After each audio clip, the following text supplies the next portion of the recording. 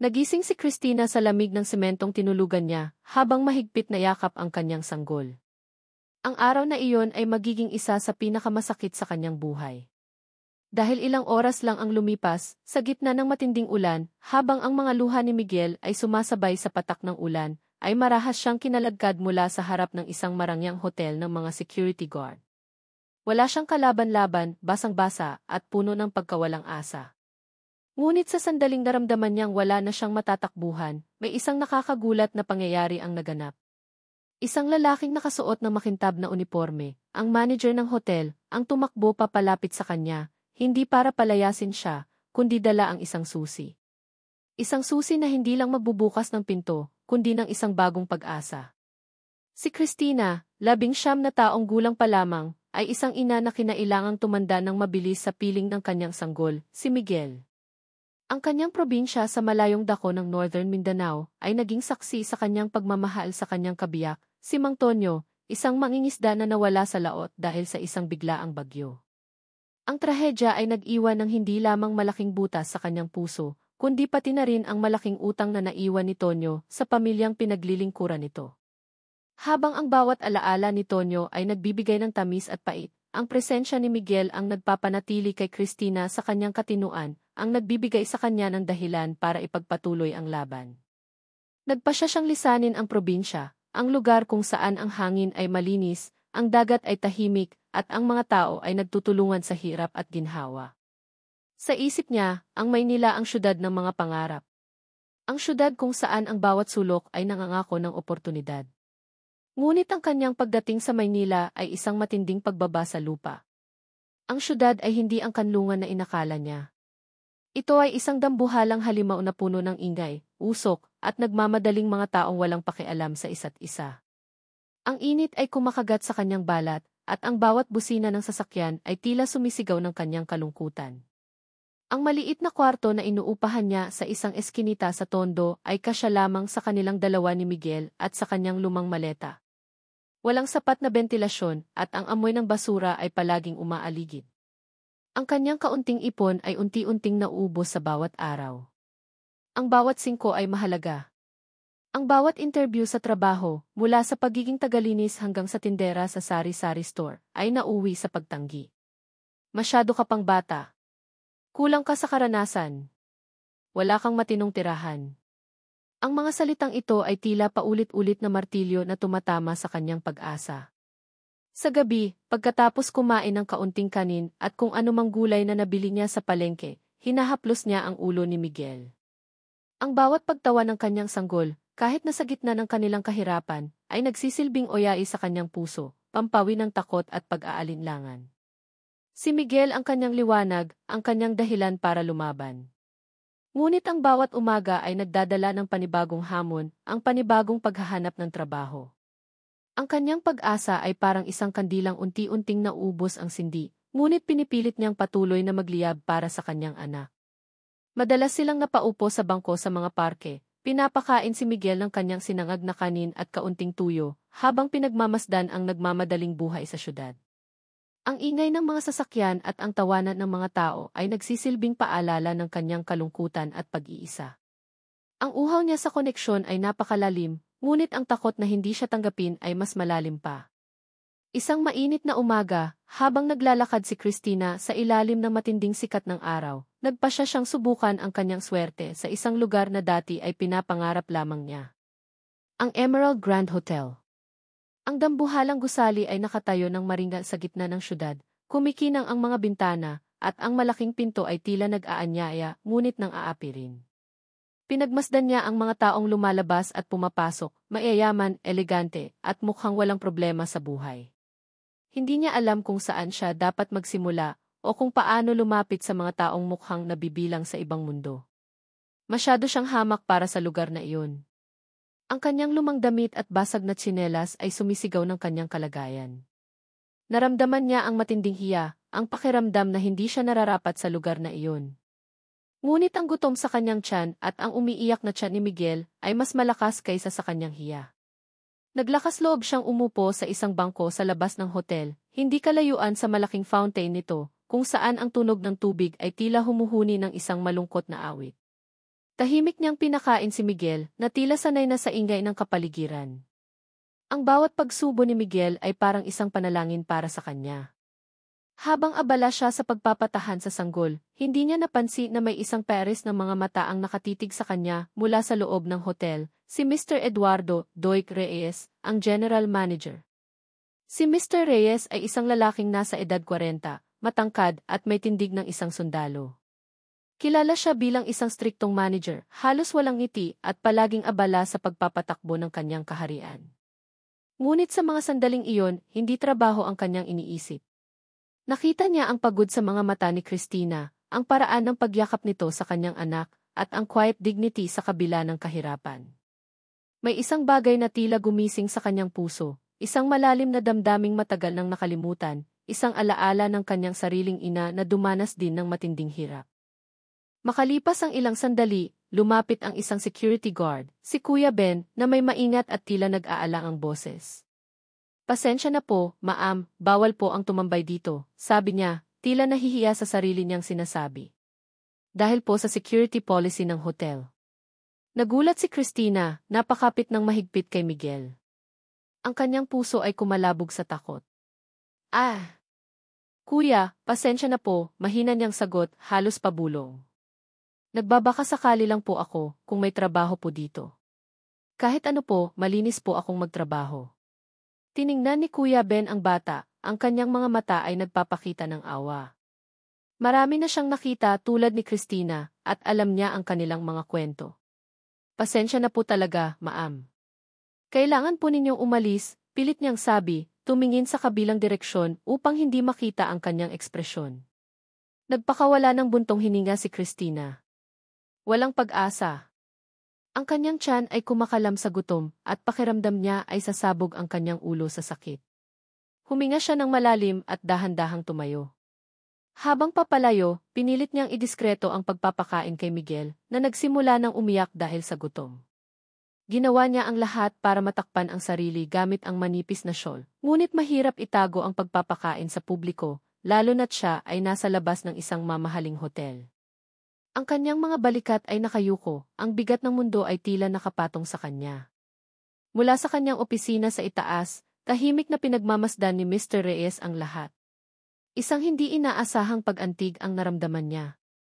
Nakita niya ang bawat galaw ni Christina, ang kanyang paghihirap, ang kanyang pagmamahal sa kanyang anak. Nakita niya ang kanyang sariling ina sa babaeng iyon, isang babaeng matapang na lumalaban para sa kanyang pamilya.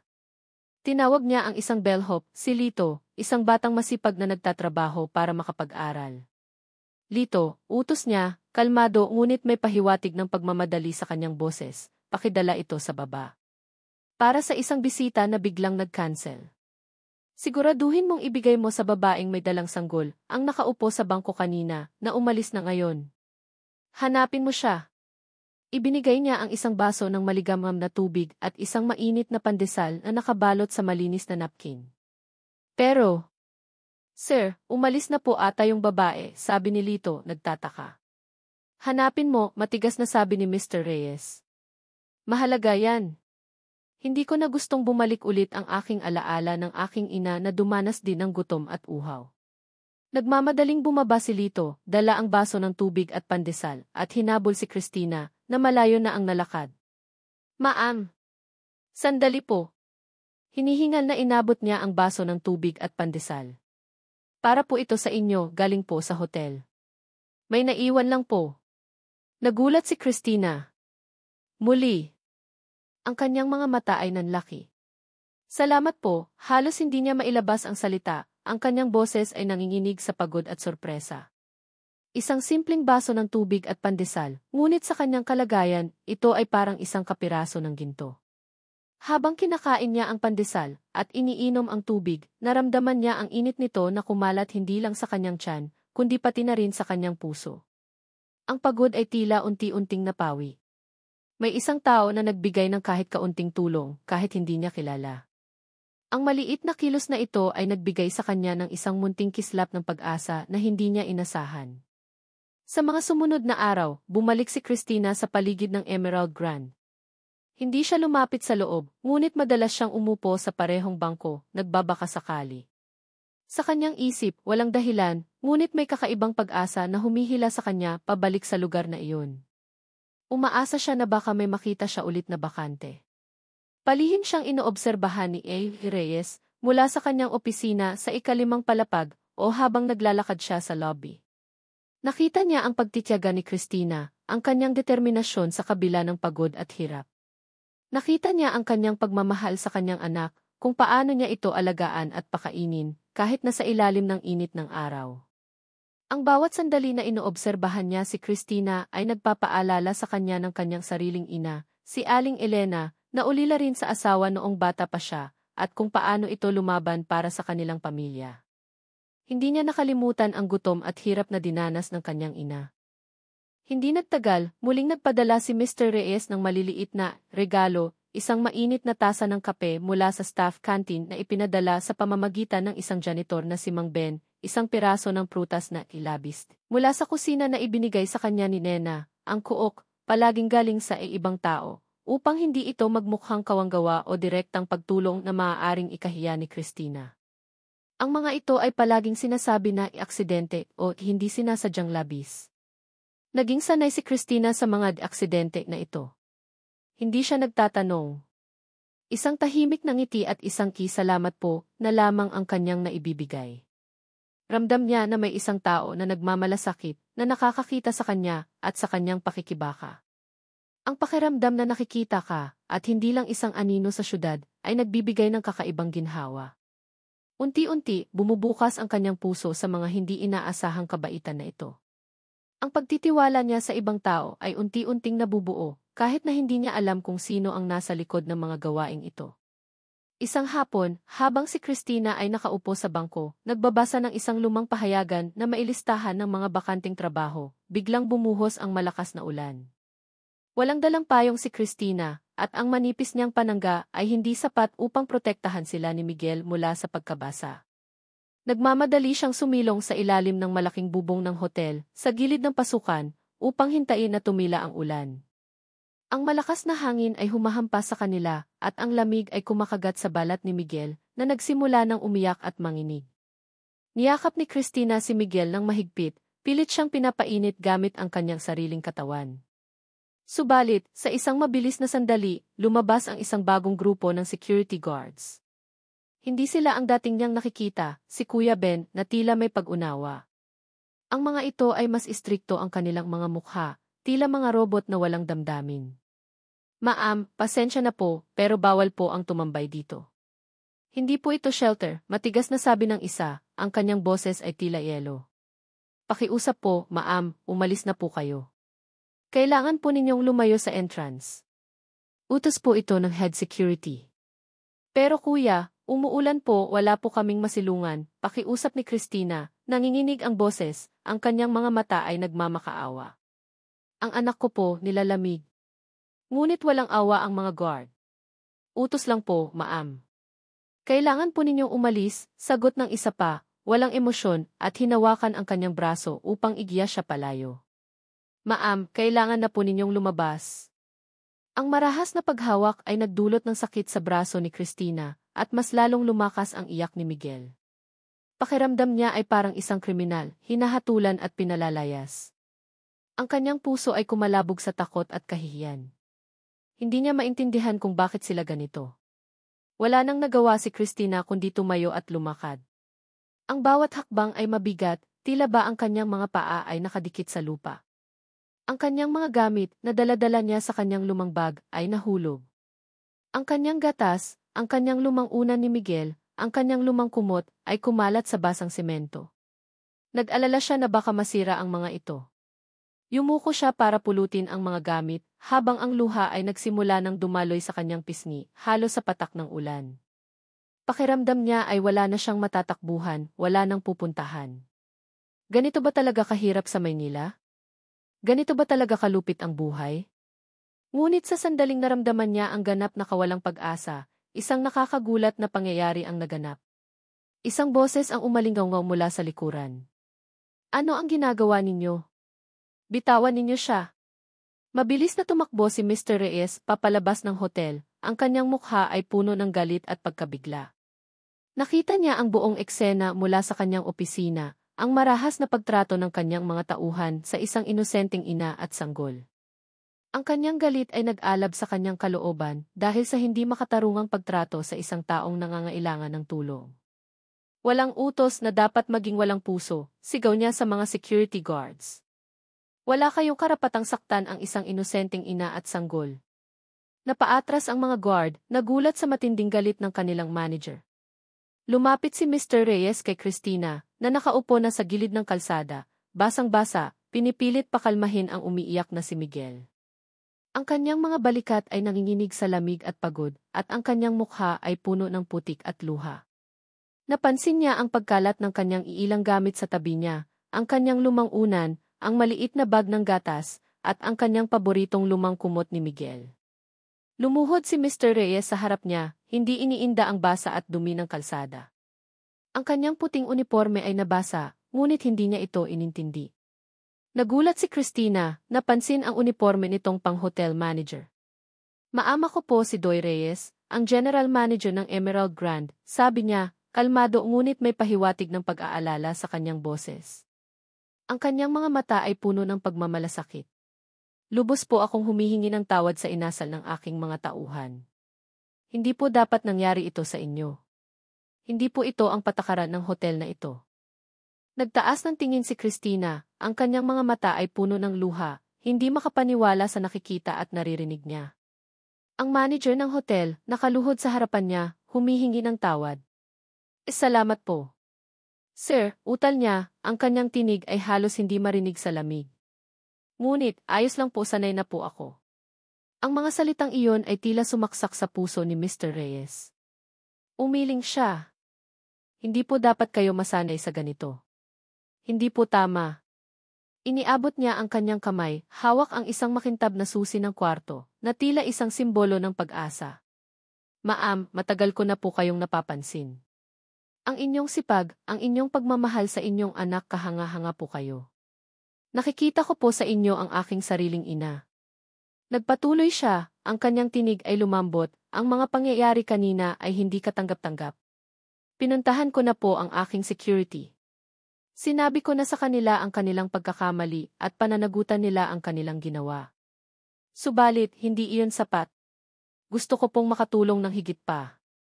Inabot niya ang susi kay Christina. Ma'am, kinuha ko na po kayo ng isang kwarto sa staff quarters sa loob ng hotel. Panandalian lang po, para may mapagpahingahan kayo at ng inyong anak. May mainit na tubig, malinis na kama at pagkain po doon. Hindi po ito kawanggawa, ma'am. Ito po ay isang pagkilala sa inyong tibay ng loob at isang maliit na tulong mula sa isang tao na dumaan din sa hirap. Nagulat si Christina. Hindi siya makapagsalita. Isang kwarto sa loob ng hotel. Ang kanyang puso ay kumalabog ng malakas sa kanyang dibdib. Hindi niya mapaniwalaan na mayroong ganitong kabaitan sa gitna ng syudad. Ang kanyang mga mata ay lumaki sa pagtataka at pasasalamat. Hindi. Sir, hindi ko po ito matatanggap, sabi niya, ngunit ang kanyang boses ay nanginginig sa emosyon. Hindi po ako sanay sa ganitong kabaitan. Nahihiya po ako. Umiti si Mr. Reyes, isang ngiti na bihirang makita. Ma'am, alam niyo po, ang aking ina, si Aling Elena, ay galing din sa probinsya. Ulila rin po siya sa asawa noong bata pa siya, at marami rin po siyang pinagdaanan para lang maitaguyod kami. Kaya naiintindihan ko po ang inyong sitwasyon. Hayaan niyo po akong makatulong. Iniabot niya ang susi sa nanginginig na kamay ni Christina. Kumuha na rin po ako ng ilang gamit para sa inyong anak, sabon, diaper at gatas. Hindi po ito kalabisan, ma'am. Karapat-dapat po kayo sa ginhawa. At kung gusto ninyo po, patuloy niya, ang kanyang boses ay puno ng pag-asa, may bakanting posisyon kami sa laundry department o sa kusina. Hindi po ito permanente sa ngayon, ngunit makakatulong po ito sa inyo habang naghahanap ng mas matatag na trabaho. Nakikita ko po ang inyong sipag. Kung handa po kayong magtrabaho, kami po ay handang tumulong. Hindi na napigilan ni Christina ang kanyang mga luha. Ang bigat na matagal niyang pinasan ay tila unti-unting gumaan sa kanyang mga balikat. Yumuko siya, halos hindi na makapagsalita. Salamat po ng marami, sir, bulong niya, ang kanyang tinig ay halos hindi marinig. Maraming salamat po. Bumalik si Mr. Reyes sa kanyang pagkakaupo. Tumingin si Christina sa susi sa kanyang kamay, sa mga gamit ni Miguel sa bagong plastic bag sa tabi niya, at sa mukha ni Mr. Reyes. Sa pagkakataong iyon, isang ngiti ang sumilay sa kanyang mga labi, isang ngiti na puno ng pag-asa, pagpapasalamat, at isang bagong simula. Ang mga luha ay patuloy na dumadaloy, ngunit ito ay luha ng pasasalamat at ginhawa. Sa wakas, pagkatapos ng mahabang paglalakbay sa dilim, mayroon na siyang silungan, mayroon na siyang pag-asa.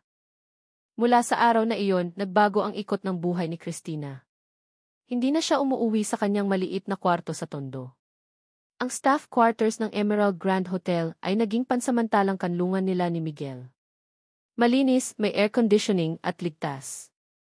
Sa loob ng ilang araw, naramdaman niya ang ginhawa ng pagkakaroon ng mainit na paliguan at sapat na pahinga. Si Miguel, na dati ay madalas umiyak sa gutom at init, ay naging masayahin at malusog.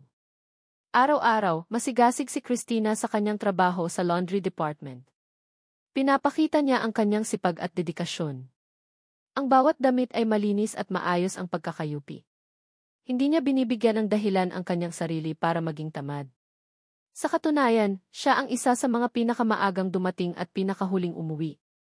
Ang ibang empleyado ng hotel, na una ay mausisa at tila nagdududa, ay unti-unting nakilala ang kanyang kabaitan at sipag. Hindi nagtagal, itinuring na siyang bahagi ng pamilya. Si Aling Nena, ang cook, ay madalas bigyan siya ng labis na pagkain para kay Miguel, at si Kuya Ben, ang security guard na una niyang nakausap, ay madalas na bumisita upang kamustahin sila. Naging magili na rin sa kanya ang ibang staff, lalo na't nakita nila kung gaano siya kasipag. Patuloy na sinubaybayan ni Mr. Reyes ang pag-unlad ni Christina. Hindi niya pinababayaan.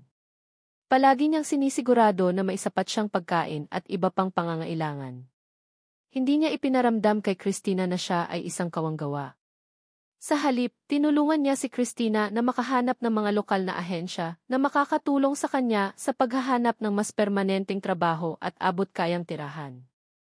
Hindi niya kinalimutan ang kanyang pangako. Hindi nagtagal, sa tulong ni Mr. Reyes, nakahanap si Christina ng permanenteng trabaho bilang utility staff sa isang kalapit na ospital. Mas mataas ang sweldo at mas may benepisyo. At dahil sa kanyang masipag na pagtatrabaho at ipinakitang kredibilidad, nakakuha rin siya ng isang maliit na apartment na malapit sa kanyang trabaho, na sapat na para sa kanilang dalawa ni Miguel. Isang araw, bumalik siya sa Emerald Grand, hindi bilang isang nagmamakaawa, kundi bilang isang may dignidad at mailayunin. Nakita niya si Mr. Reyes sa lobby na papalabas ng hotel.